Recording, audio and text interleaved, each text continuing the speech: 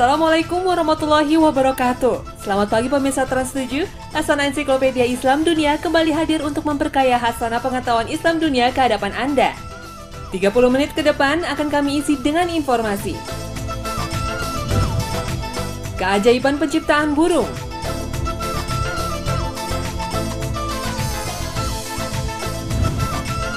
raja-raja Islam pemberi penghargaan tingkat dunia,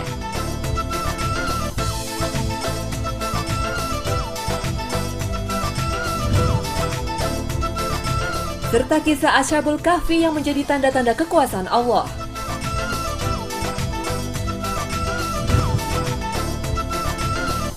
Dan pemirsa, inilah Hasanah Ensiklopedia Islam Dunia hari ini.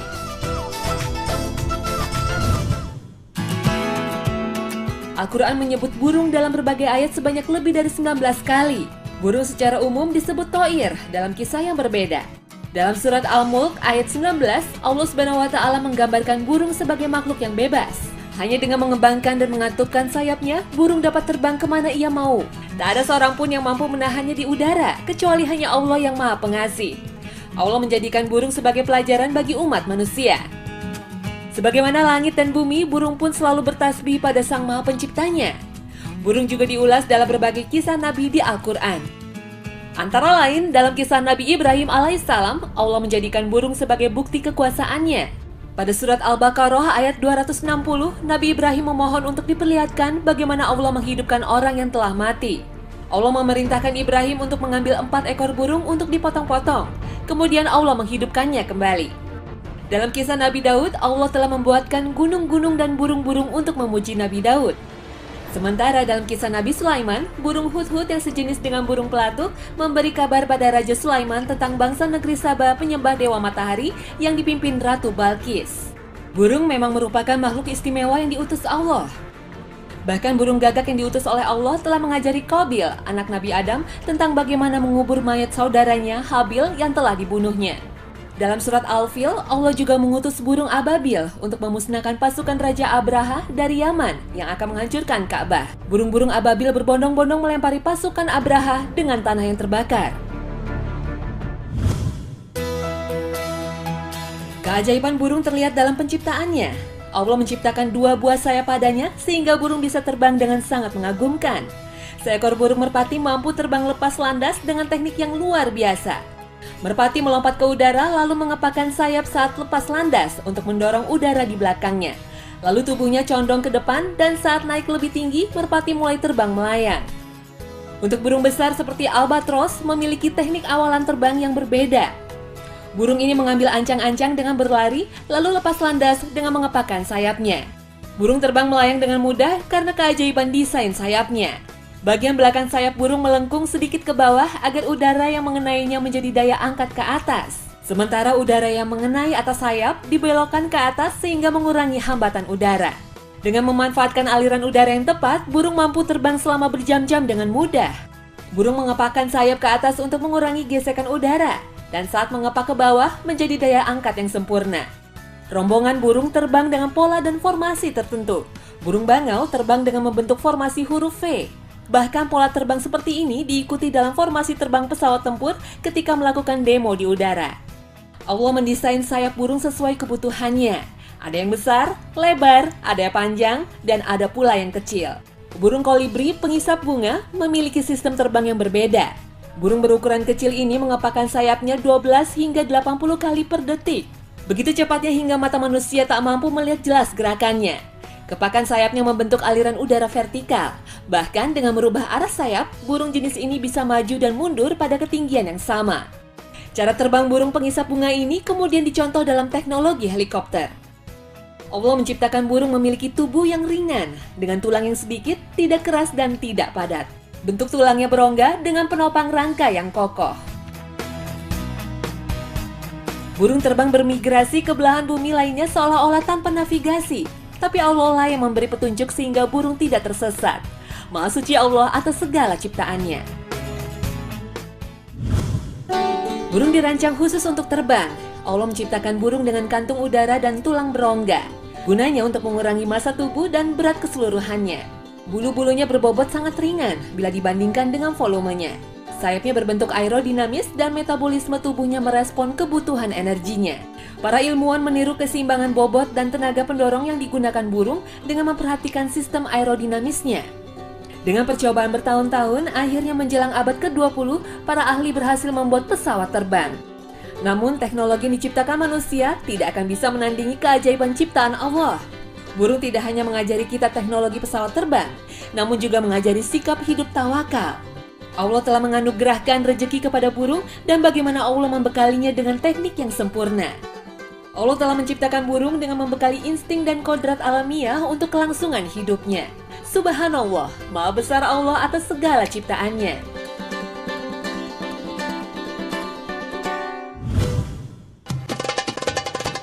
Pemirsa Hasanah, jangan kemana-mana. Selanjutnya akan kami hadirkan Raja Islam pemberi anugerah dunia dan kisah Ashabul Kahfi. Tetap bersama Hasanah, Ensiklopedia Islam Dunia.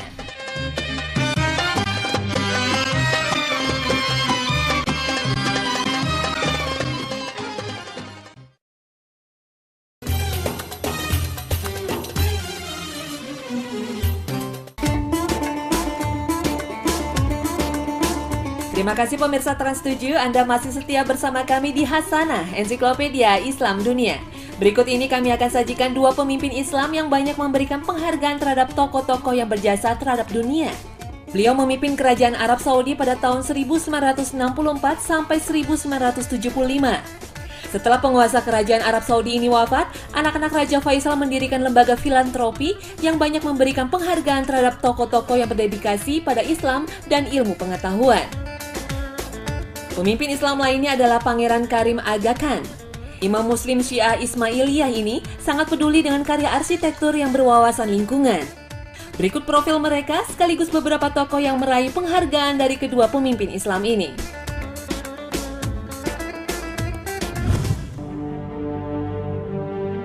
Raja Faisal adalah anak keempat dari Raja Abdul Aziz As-Saud. Saat kerajaan Arab Saudi pertama kali didirikan, Pangeran Faisal menjabat sebagai Menteri Luar Negeri pada tahun 1932. Pangeran Faisal terkenal sebagai panglima perang yang memenangkan pertempuran di Hijaz. Pangeran Faisal dilantik menjadi raja pada 2 November 1964 setelah Raja Saud diusir dari Arab Saudi ke Yunani karena skandal keuangan. Raja Faisal melakukan banyak reformasi, antara lain memperbolehkan anak-anak perempuan untuk bersekolah dan membangun televisi meskipun mendapat banyak tentangan dari berbagai pihak karena dinilai bertentangan dengan ajaran Islam. Raja Faisal adalah Raja Arab yang berani menghentikan ekspor minyak ke Amerika Serikat pada tahun 1973 sebagai protes karena pemerintahan Amerika di bawah Presiden Nixon memberi bantuan 566 pesawat tempur dan 22.000 bahan peledak terhadap Israel dalam Perang Arab. Embargo minyak Arab Saudi ini juga sebagai wujud dukungan terhadap Mesir dan Syria melawan Israel. Dalam Perang Arab selama 6 hari ini, Sinai berhasil direbut Mesir dan dataran tinggi Golan kembali ke pangkuan Syria. Kemenangan pasukan Mesir dan Syria ini tidak terlepas dari embargo minyak yang dilakukan Raja Faisal. Akibat embargo ini, Amerika Serikat mengalami krisis ekonomi terparah karena negara adidaya ini termasuk pengkonsumsi minyak terbesar di dunia. Selain sebagai sosok raja yang tegas, Raja Faisal juga dikenal raja yang soleh dan senang berdialog dengan rakyatnya. Ia kerap mengundang jamaah masjid untuk makan bersama di istananya. Pada 25 Maret 1975, Raja Faisal ditembak mati oleh keponakannya sendiri, Faisal bin Musa, yang menyamar sebagai delegasi dari Kuwait. Ia menembak Raja Faisal saat menyambut delegasi Kuwait ini. Awalnya sempat mencuat spekulasi, Raja Faisal dibunuh karena konspirasi Barat. Namun Faisal bin Musa terbukti bertindak sendirian karena dendam atas kematian saudaranya oleh pasukan keamanan Arab Saudi. Untuk mengenang jasa Raja Faisal, pada tahun 1976, anak-anak Raja Faisal mendirikan King Faisal Foundation.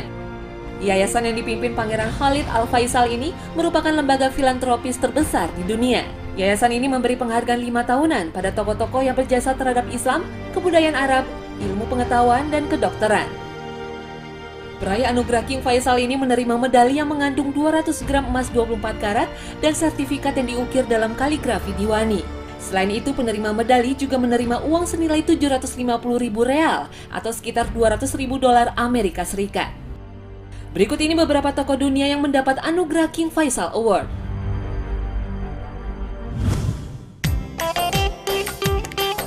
Tokoh ulama yang pertama kali meraih penghargaan Raja Faisal ini Abul A'la Maududi, pendiri Jamaat Islami yang dikenal dengan GI, sebuah pergerakan politik religius di Pakistan yang mengangkat nilai-nilai Islam dan prakteknya. Pada tahun 1986, Ahmad Deedat, seorang dai terkenal, meraih King Faisal Award. Ulama asal Afrika Selatan keturunan India ini mencurahkan seluruh hidupnya untuk berdakwah. Ia sering berkeliling di Eropa dan Amerika untuk meluruskan kesalahpahaman Barat terhadap Islam. Di kalangan politisi Muslim, mantan Perdana Menteri Turki Recep Tayyip Erdogan meraih penghargaan Raja Faisal pada tahun 2010. Ia dinilai menjadi sosok pemimpin Islam yang banyak membawa perubahan sejak menjabat wali kota Istanbul hingga menjadi Perdana Menteri Turki. Selain Erdogan, mantan Perdana Menteri Malaysia Abdullah Badawi meraih King Faisal International Award pada tahun 2011 karena pengabdiannya pada Islam. Badawi dinilai berjasa saat memimpin konferensi Islam dunia pada tahun 2003 dan tahun 2008. Ia tokoh negara yang giat menjalin kerjasama bilateral dan multilateral dengan negara-negara Asia Selatan. Badawi juga termasuk tokoh yang berjasa di balik keberhasilan lembaga haji dan studi Islam di Malaysia. Sementara tokoh nasional yang berhasil meraih King Faisal Award adalah Muhammad Nasir. Muhammad Nasir adalah Perdana Menteri RI pada tahun 1950 sampai 1951 setelah Indonesia kembali menjadi Negara Kesatuan Republik Indonesia. Perjuangan Nasir tidak hanya terukir dalam perjuangan bangsa Indonesia, juga dunia Islam. Nasir meraih banyak penghargaan karena dedikasinya dalam dakwah Islam dan pendidikan. Ia ikut membidani berdirinya berbagai universitas Islam di Indonesia. Hingga akhir hayatnya pada tahun 1994, Nasir masih menjabat sebagai Wakil Presiden Muktamar Alam Islami dan anggota Majelis Ta'sisi Rabithah Alam Islami. Tidak hanya tokoh-tokoh Islam, penghargaan Raja Faisal juga diberikan pada ilmuwan Rusia dan Amerika. Pada tahun 2002, Pangeran Khalid mengumumkan hadiah sains diberikan pada Profesor Matematika berkebangsaan Rusia, Yuri Manin, dan peneliti dari Amerika Peter Williston Shore dalam bidang sains komputer.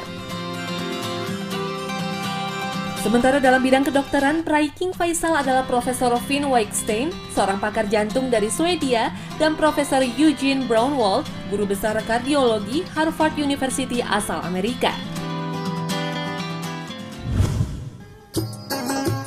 Penghargaan prestisius yang juga terkenal adalah Aga Khan Award. Aga Khan Award didirikan oleh Pangeran Karim Aga Khan keempat pada tahun 1977.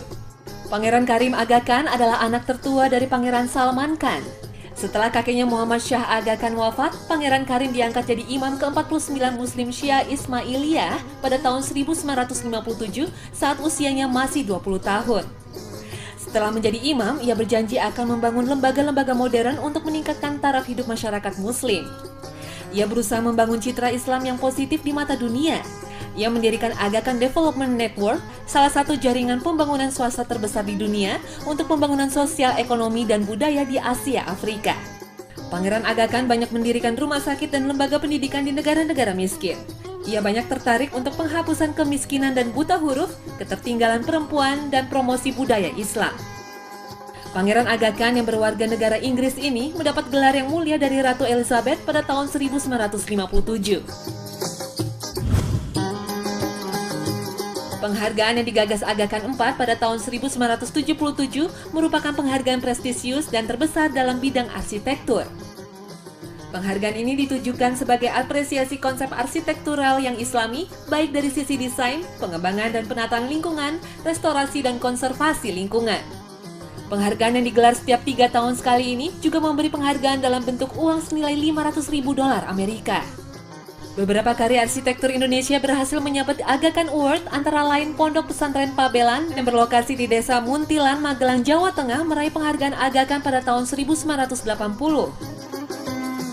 Sementara Masjid Naum yang berlokasi di Kebon Kacang, Jakarta ini mendapat penghargaan Aga Khan pada tahun 1986 karena berhasil menghadirkan bentuk masjid tradisional ke dalam ungkapan modern. Aga Khan Award tidak hanya memberikan anugerah kepada karya arsitektur bernuansa religius, juga karya arsitektur yang ramah lingkungan. Green School yang terletak di Sibang Kaja, Bali antara lain pernah mendapat nominasi Aga Khan Award pada tahun 2010. Sebuah sekolah unik yang digagas John Hardy ini terbuat dari batang bambu. Pendingin udara tidak lagi menggunakan air conditioner, melainkan kincir angin dari terowongan bawah tanah. Tenaga listriknya menggunakan biogas dari kotoran hewan. Inilah bentuk penghargaan para pemimpin Islam terhadap para tokoh perubahan dan visi kreatif arsitektur modern. Namun sejarah dunia tak semua menghadirkan raja-raja yang humanis, seperti digambarkan Al-Quran dalam kisah Ashabul Kahfi. Seorang raja menindas rakyatnya sendiri dan memaksa mereka untuk menyembah dewa-dewa. Inilah kisah Ashabul Kahfi yang menjadi teladan kehidupan untuk kehidupan sekarang. Al-Quran menjelaskan kisah sekelompok pemuda yang tertidur dalam gua hingga 3 abad lamanya. Kisah para pemuda yang disebut Ashabul Kahfi ini menjadi nama surat ke-18 yaitu Al-Kahfi. Inilah sekelompok pemuda yang beriman pada Allah dan diselamatkan Allah dari kejaran penguasa yang zalim. Dan turunnya ayat ini menjadi jawaban bagi masyarakat Arab yang meragukan kerasulan Nabi Muhammad SAW. Surat Al-Kahfi dari ayat 9 hingga 26 mengisahkan tentang sekelompok pemuda yang lari dari kejaran penguasa yang zalim demi mempertahankan akidah mereka. Para pemuda yang didampingi seekor anjing ini menuju sebuah gunung. Karena kelelahan mereka tertidur di sebuah gua hingga 309 tahun. Inilah cara Allah menyelamatkan mereka. Latar belakang turunnya surat Al-Kahfi berkaitan dengan keraguan masyarakat Arab Mekah terhadap kerasulan Nabi Muhammad SAW.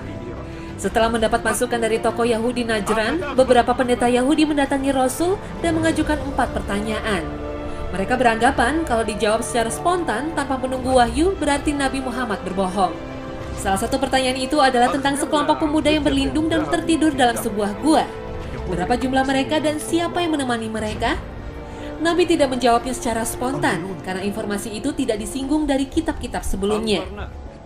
Nabi harus menunggu beberapa lama untuk menjawabnya hingga turunlah wahyu seperti yang tertuang dalam surat Al-Kahfi. Al-Quran tidak menyebut secara detail siapakah pemuda yang tertidur dalam gua dan berapa jumlahnya. Namun berdasarkan hasil riset sejarah, para pemuda itu berjumlah 7 orang dengan ditemani seekor anjing sebagai penunjuk jalan. Mereka adalah Maksalminah, Tamleka, Martukis, Nawalis, Sanius, Batnayus, dan Kasfutat. Sedangkan seekor anjing yang menjadi petunjuk jalan bernama Rokim.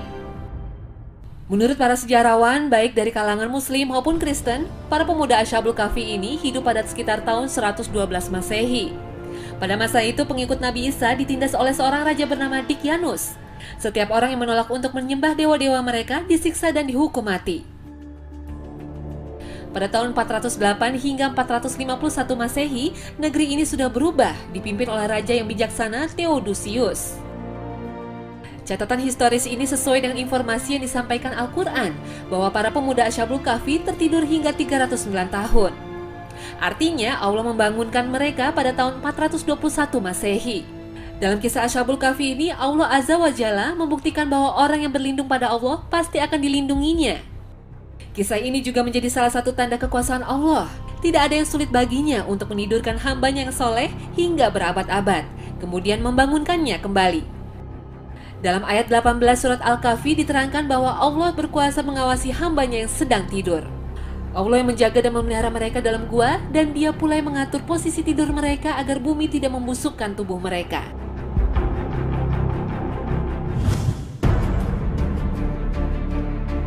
Surat Al-Kahfi menerangkan bahwa Ashabul Kahfi berada dalam gua selama 300 tahun atau 309 tahun. Berdasarkan hitungan Hijriyah, mereka tertidur di dalam gua selama 300 tahun. Ashabul Kahfi hidup melintasi zaman. Menurut analisa fisika modern, teori relativitas Einstein, jika suatu benda, makhluk hidup atau apa saja yang bergerak dengan kecepatan tertentu mendekati kecepatan cahaya, maka benda tersebut akan mengalami dilatasi waktu dan kontrasi panjang.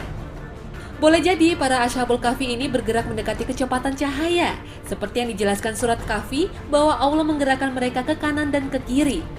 Dalam teori fisika, benda yang bergerak berlawanan arah dengan cepat akan terhenti sesaat dan panjangnya akan kembali seperti semula. Gerakan benda yang sangat cepat di atas kecepatan bunyi akan mengakibatkan patahan gelombang atau supersonic fracture hingga menimbulkan ledakan suara yang dahsyat dan menghancurkan kaca-kaca dan bangunan di sekitarnya. Gerakan yang cepat dengan frekuensi tinggi juga menghancurkan selaput telinga. Inilah mengapa Allah menutup telinga Ashabul Kahfi seperti yang dijelaskan dalam ayat 11 surat Al-Kahfi. Pembuktian ilmiah ini bisa jadi melawan orang-orang yang menganggap kisah Ashabul Kahfi hanya fantasi. Akal manusia memiliki keterbatasan. Hanya Allah yang Maha Berkuasa atas peristiwa. Wallahu a'lam bishawab.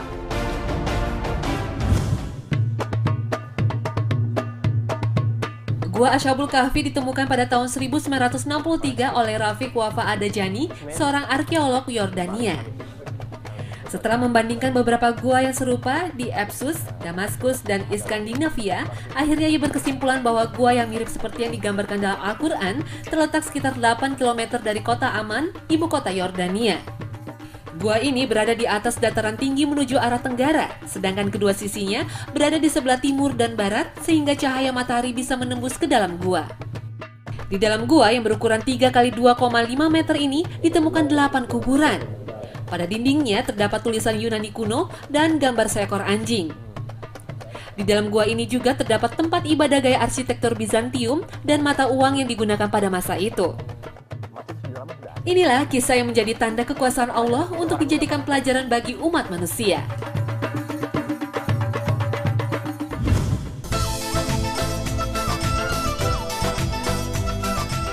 Nah pemirsa, inilah akhir kebersamaan kita dalam Hasanah pagi ini. Saksikan selalu Hasanah setiap hari pukul 5 pagi waktu Indonesia Barat, karena Hasanah adalah ensiklopedia Islam dunia. Terima kasih dan wassalamualaikum warahmatullahi wabarakatuh.